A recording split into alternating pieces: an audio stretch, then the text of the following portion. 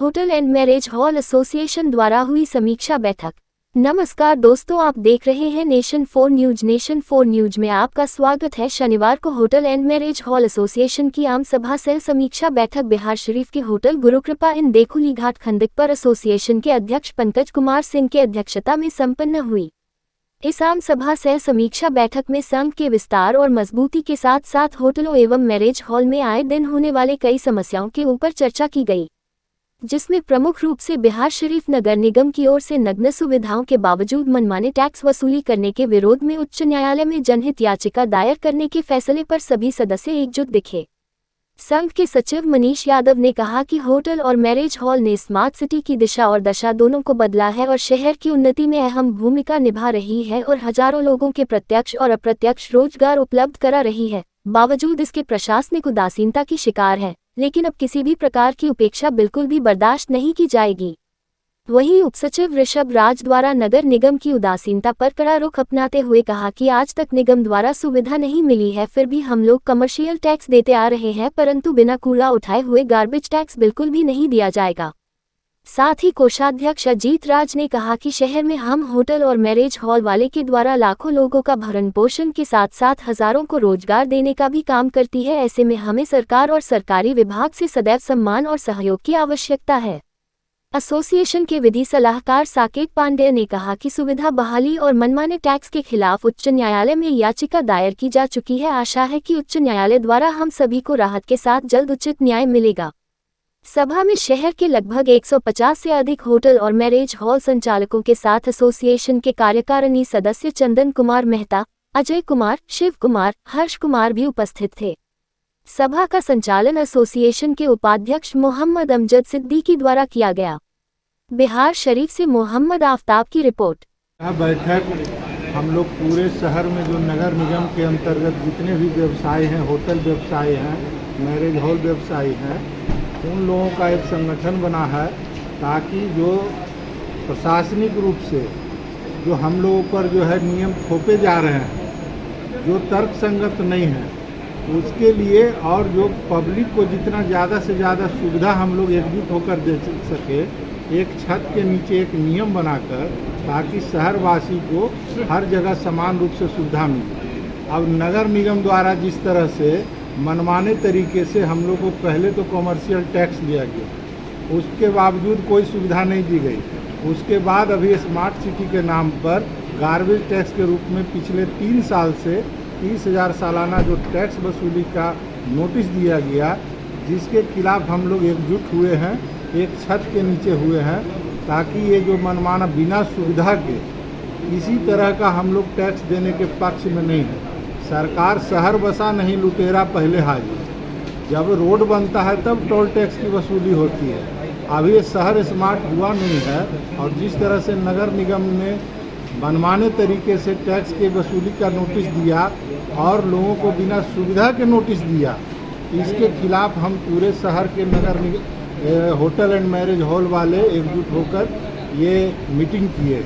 और दूसरी बात, तरह तरह की घटनाएं होती है, तो उन घटनाओं से मैरिज हॉल के संचालकों का कोई लेना देना नहीं होता है, लेकिन इस तरह का कभी कभी मनमाना फरमान जारी होता है, जिसके विरुद्ध हम लोग जो है अपनी एकजुटता को बनाने के लिए एक जगह एक छत के नीचे इकट्ठा हुए। अभी नगर निगम के विरुद्ध हम लोगों ने हाई कोर्ट में PIL भी फाइल किया, ताकि जो मनमाना टैक्स है सुविधा देने के बाद उसकी वसूली हो।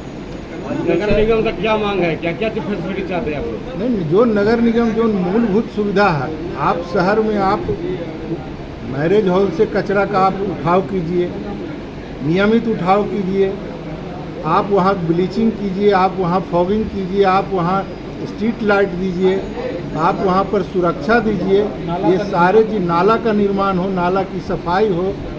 इस तरह से सुविधा मिलने के बाद जो है आप नए टैक्स को आप ला दिए, वह भी मनमाने तरीके से नहीं, जो रीजनेबल हो।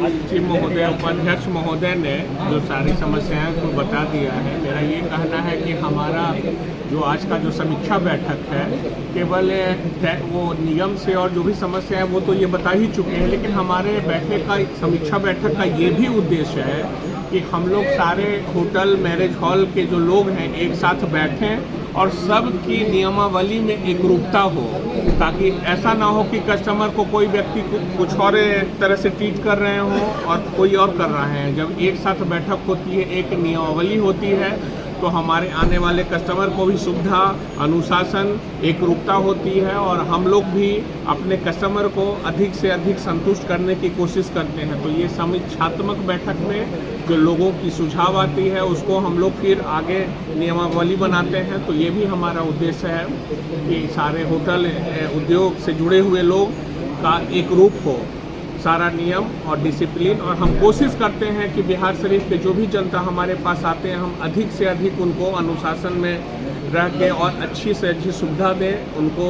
जो भी है होटल में आने की वो हम अच्छे तरह से उनको संतुष्ट करके भेजें, ये भी हमारा उद्देश्य है। कितने होटल हैं बिहार शरीफ में टोटल? अभी करीब 100 से ऊपर है, 100 से ऊपर है, 100 से 150 के बीच में है। और लोग हमारे यहाँ अपना रजिस्ट्रेशन करवा रहे हैं, जुड़ रहे हैं, तो एक बहुत अच्छी बात है। और हम प्रशासन के साथ मिल के चलना चाहते हैं। ऐसा नहीं है कि हमारा सिर्फ झगड़ा है, हम लोग तो रोजगार को जनरेट करने वाले लोग हैं। एक बहुत लंबा चैन हमारे साथ है जो कि हम रोजगार को जनरेट कर रहे हैं। तो हम निगम से मिल के काम करना चाहते हैं, लेकिन यही हमारी मांग है निगम से कि पहले हमको सुविधा दी जाए। हम लोग सारे लोग जो ऑलरेडी कॉमर्शियल टैक्स को पे कर रहे हैं उसके अगेंस्ट में उस मतलब जो हम दे रहे हैं उसके विरुद्ध हमको उस अनुरूप में सुविधा नहीं मिल रही और नया नया हर दिन हम पे टैक्स इम्पोज किया जा रहा है। क्या नाम है?